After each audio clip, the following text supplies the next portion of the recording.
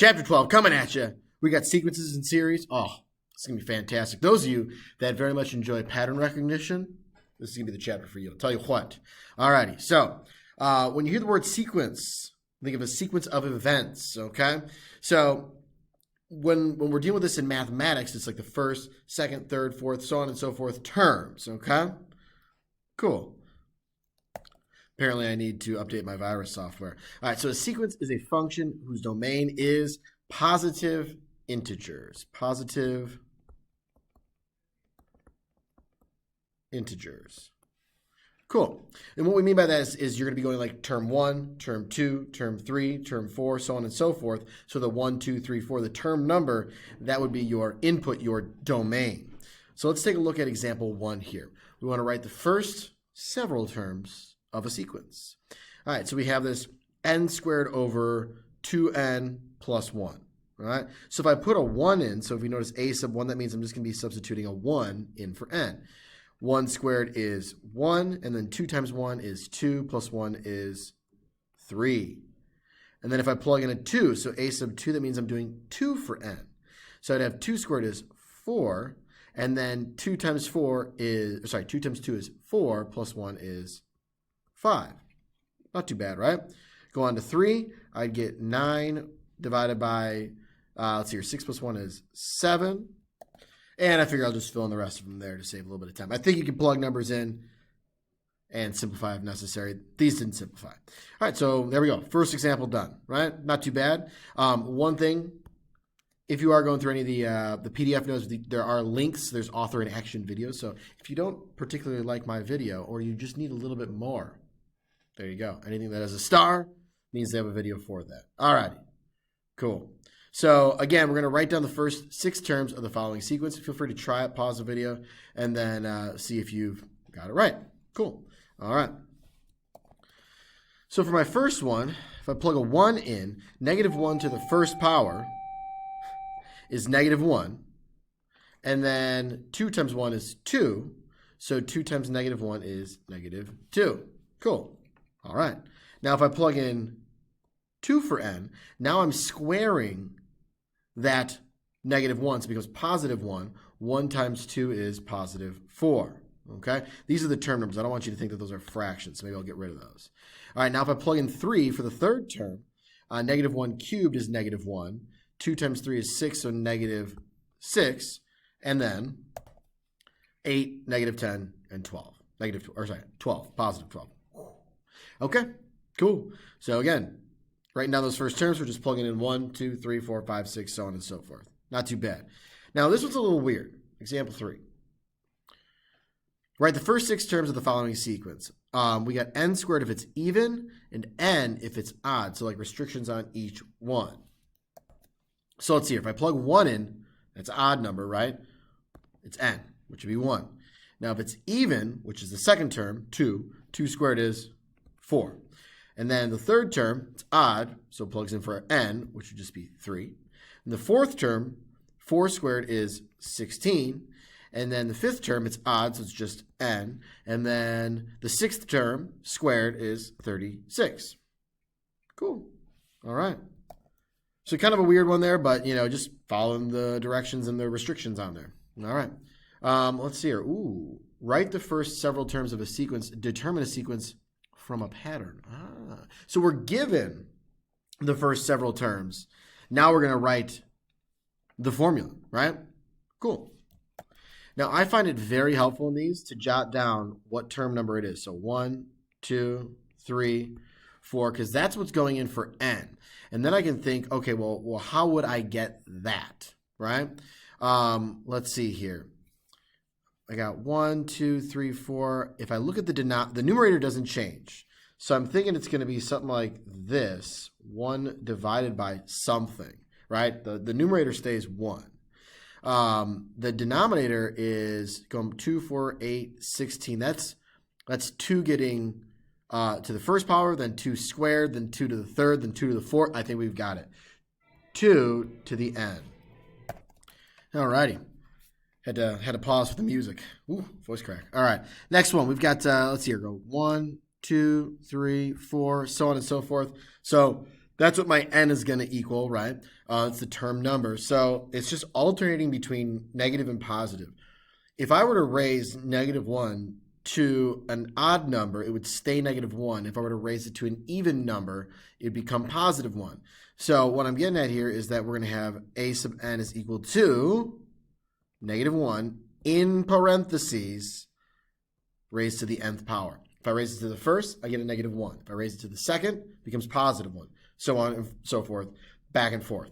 So when you have change in sign like that, start thinking of a negative number in parentheses being raised to the nth power, because the alternating odd and even will change it between negative and positive, right? Okay, letter B here. It's going up by 2 each time, right? So if we go from 1 to 2 to 3 to 4, it's going up 2. So +2, +2, +2, right? Okay. So each one is going up 2. Decided to change how I wrote it. I felt like the numbers were getting a little bit in the way. Okay, so we're adding 2 each time. So if I started with 3 and added 2, I would get 5. And then if I added 2 again, I'd get 7. And then if I added 2 again, I'd get 9. So if I started with 3, so like my initial term, and then I have 2 times whatever n is, I'm adding 2, then I'm adding 2 more, so I'm adding 4, then I'm adding 2 more, so I'm adding 6, then I'm adding 2 more, so I'm adding 8. Bada boom, bada bing. So if we see a common addition or subtraction, this is a linear type of equation here. So it's set up much like y equals mx plus b, where the number that I'm adding each time is like that slope in that equation, okay? So this is linear. All right, cool, awesome. Next one. So what's happening on this one here? 'Cause it's a little different. It goes up by 3, then by 5, then by 7, so on and so forth. So this is term 1, 2, 3, 4, and 5. Okay, so it goes up by 3, then 5, then 7, then 9. All right. It's all by 2, right? Now, you might be remembering when you're graphing a quadratic, there's the up 1 over 1, then up 3 over 1, then up 5 over 1, then up 7. If you remember the pattern, this is a quadratic. There's our indicator, okay? So, quadratic. So let's write our formula like that. So I'd have a sub n equals n squared plus, well, let's think about how we started this. It starts at 3. So if I plug 1 in, I'd get 1 squared is 1. How do I get 3 then? Plus 2. Let's see if this checks out. If I plug 2 in, n squared is 4. 4 plus 2 is 6. If I plug 3 in, I get 9. 9 plus 2 is 11. Bingo, bango, we got it. I like it. Awesome. I always like to check at least the first 3. We just wrote some. We went from the formula to the pattern, just writing out the first 6 terms or so. Now we went from the terms being written out to that formula. I love it. We're getting after it. All right. So there is a different way of writing these formulas. We've got the explicit version, and then we also have the recursive version. We're going to look at the recursive version here. And what that means is we're just basically going to be looking at the previous term or previous couple terms that will help us work through this sequence here. So the notation for the previous term is a sub n minus 1. That means the term before the one we're talking about, okay? And you can even have the a sub n minus 2, the one before that, all right? So let's see here. Can we identify the next numbers in the pattern? So I've got 1, 3, 9, 27. What's happening each time there? I'm multiplying by 3. I'm multiplying the previous term by 3. 27 times 3 is 81, right? So if I took the previous term, a sub n minus, actually let me give myself a little space, a sub n minus 1, and I were to multiply the previous term by 3, I would get the next one. But I do need to state what we're starting with. So I would say where a sub 1 is equal to 1. So now what I've got is if I want the second term, okay, if I want the second term here, I would have a sub 2 equals 3 times a sub 2 minus 1. So that means a sub 2 is equal to 3 times a sub 1. What is a sub 1? A sub 1 is 1. So I'd have 3 times 1, which equals 3. Okay? And then if I wanted the third term, I'd plug in 3 for n. So then this would become 3, which would make this guy 2. What's a sub 2? That was 3. So now this becomes 9. So on and so forth. And we'll write those out in the next section here so you can see them in each one because I feel like I went through that a little bit fast. Let's go to part B though. So this one, let's see here. It goes 1, 1, 2, 3, 5. Okay. Well, 1 plus 1 is 2. So I added the first two terms together to get the third. 1 plus 2 is 3. So I added the previous two together to get the next one. 2 plus 3 is 5. 3 plus 5 is 8. 5 plus 8 is 13. Okay. So I'm taking the previous two terms, adding them together to get the nth term. So I would say a sub n is equal to a sub n minus 2 plus a sub n minus 1, where a sub 1 is equal to 1 and a sub 2 is equal to 1. So now I would have 1 plus 1 is equal to 2, 1 plus 2 is equal to 3, so on and so forth. This is actually called the Fibonacci sequence. Very famous. You've probably heard of it. You probably have, actually. Fibonacci. It's a fun word to say. All right. Let's now write some of these out because I feel like seeing it written out will make a little more sense with how we're writing these formulas as well. So write down the first 5 terms of the following recursively defined sequence. And I'm going to show a lot of work here. You don't always have to show all this work. So I've got a sub 1 is equal to 2. I already know that. A sub 2 is going to be equal to 4 plus a sub 2 minus 1. So that would be 4 plus a sub 1. And if a sub 1 is 2, I'd have 4 plus 2, which equals 6. All right. Next one, a sub 3. Well, that would be 4 plus a sub 3 minus 1. So that's 4 plus a sub 2. And if a sub 2 is equal to 6, I get 10. Next one. Let's go a sub 4. So that's going to be 4 plus a sub 4 minus 1. So a sub 3, which we know is 10. So I'd get 14. So I'm always taking that previous term. Let's do one more because it says the first 5. One more color. We'll go with blue. So a sub 5 is equal to 4 plus a sub 5 minus 1. So that's a sub 4. So 4 plus 14. And then I'd have 18. All right. So there's my first 5 terms. Notice in each one, I'm taking, to get a sub 2, I'm using a sub 1 in my formula. To get a sub 2, I'm using a sub 1. To get a sub 3, I'm using a sub 2. To get a sub 4, I'm using a sub 3. And to get the 5th term, I'm using the 4th term. I'm always using the one prior to it. Hence, the term recursively defined. All right. Good stuff. This is fantastic. All right, example 6. All right, so for this one, let's see if we can write this out, maybe doing a little bit less of the really long work here because that's a lot to write out. So my first term is 5. My second term, I'm going to take that 5 and I'm going to multiply it by 2 to get 10. The third term, I'm going to take that second term and multiply it by 2 to get 20. The fourth term, I'm going to take that third term, multiply it by 2 to get 40. And then the fifth term, I'm going to take that fourth term, multiply it by 2, and get 80. I like it. So I'm always taking that previous term to get the one after, right? There we go. That should show a little bit of work here. Always taking that previous term.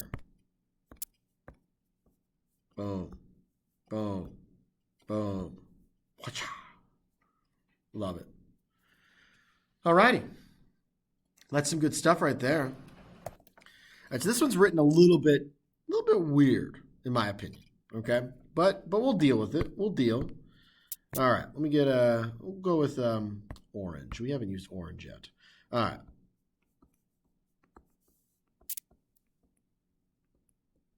Ooh, 5. Okay, ask for 5. So my first term is 1. My second term is 1. Yay! But my third term, look at our formula. If I want my third term, I'm not plugging in 3 for n because it says u sub n plus 2, right? So if I want u sub 3, I would need to plug in 1 for n. I'd have u sub 1 plus 2. That's going to give me the u sub 3, right? So let's think about that. So that means I'm plugging in 1 for n. So I'd have u sub 1. And again, if I plug in 1 for n, it's u sub 1 plus 1, which is u sub 2. That's how I'm going to get u sub 3. So u sub 1 is 1. U sub 2 is 1. That gives me 2. Now for u sub 4, I would be plugging in 2 for n. So I'd have u sub 2, which is 1, plus u sub 3, which is 2. 1 plus 2 is 3. And in case you were like, wait, how did we get that? I just jotted down some work over here. So we plugged in 2 for n, and then we'd have 1 plus 2. I also wrote down some the term numbers underneath there for you. Hopefully that will help. So onto our fifth one here. That would mean that I'm plugging in 3 then for n. I took away the n equals because I feel like that was a little bit confusing since we're not plugging that in for n. So that means if I want the fifth one here, I'd plug in 3 for my n value here. So I'd have u sub 3, which is 2, and then u sub 4, which is 3. So 2 plus 3 is 5. This is actually the Fibonacci sequence again, where we're taking the previous 2 terms and adding them together. And when you look at that recursive formula, okay, u sub n plus 2 is equal to u sub n plus u sub n plus 1. Well, u sub n plus 1 is the term just before u sub n plus 2. And u sub n is the term just before u sub n plus 1. Let that sink in. Okay, I've let that sink in. So to get u sub n plus 2, I'm taking the previous 2 terms and adding them together. Certain ones we can say them in words like that, and it's very helpful. I'm just going to take the previous 2 and add them together. That's what we did on this one here. Cool. Just looked a little bit different. I like it. Fantastic.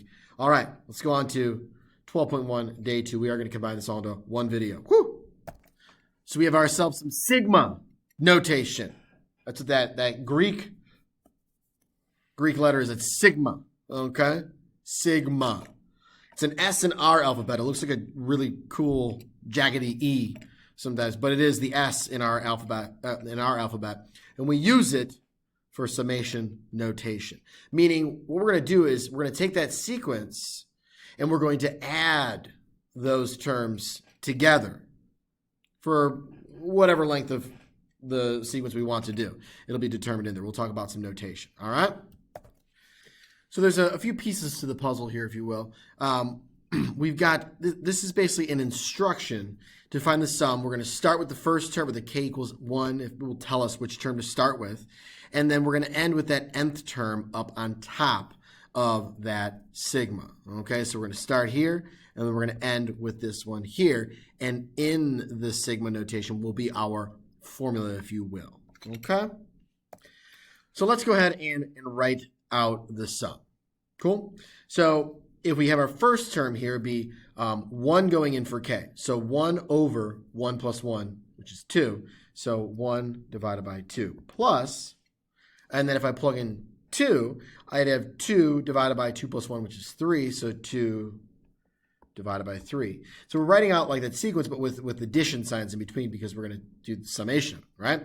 So if I plug in 3 now, 3 divided by 4, and then the fourth term be 4 divided by 5, so on and so forth. And I'm going to put plus, and then plus n divided by n plus 1, because n is my last term, whatever that may be.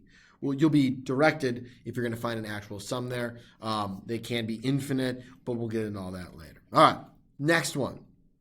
Let's write out the sum again. So I'm going to start with 0.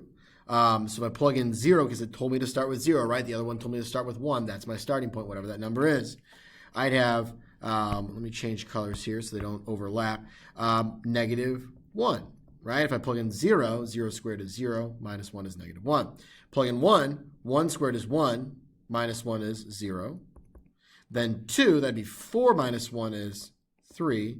Then 4, I skipped 1. 3, that'd be 9 minus 1 is 8. And then so on and so forth. We'd have n squared minus 1. Cool. I like it. Good stuff. Fantastic stuff. Lovely. But now, of course, we've written them out. What are we going to do? We're going to now write it as a sum. So use summation notation. All right. Cool. So fancy E looking thing, which is actually an S in our alphabet. How wonderful is that, right? So we're going to start with term 1, which should be K equals 1. And we're going to go all the way to which term here? Well, it looks like we got 1, 2, 3, 4, 5 terms. So 5 up top. And then what's happening here? This is all the numerators are 1. All the denominators are the term number, 1, 2, 3, 4, so on and so forth. So K rather. My apologies. And then it's going to be squared. Let's see if that works, right? If I plug in 1, 1 over 1 squared, that looks right. 2, 1 over 2 squared. 3, 1 over 3 squared, so on and so forth.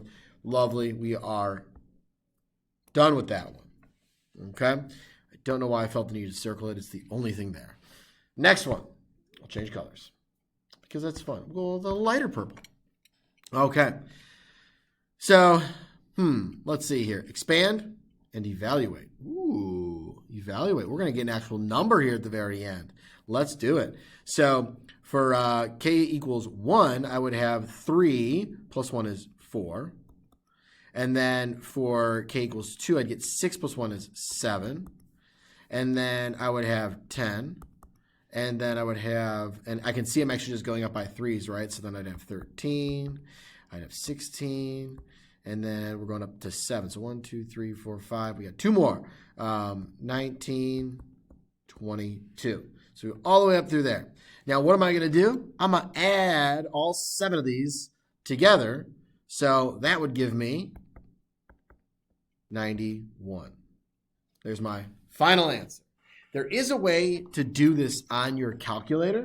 But if we ask you to say write them out, you still need to know how to write them out. So we could ask you to write out the number of terms or whatever it might be.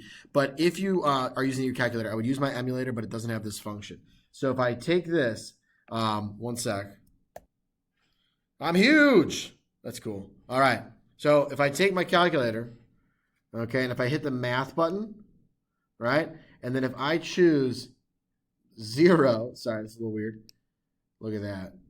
Oh, snap. We can type everything in. Make sure whatever the formula is, you keep it all in the parentheses. And what I mean by that is if it's like n squared, k squared, don't put k and then arrow out to put the exponent. Make sure you put everything inside of here.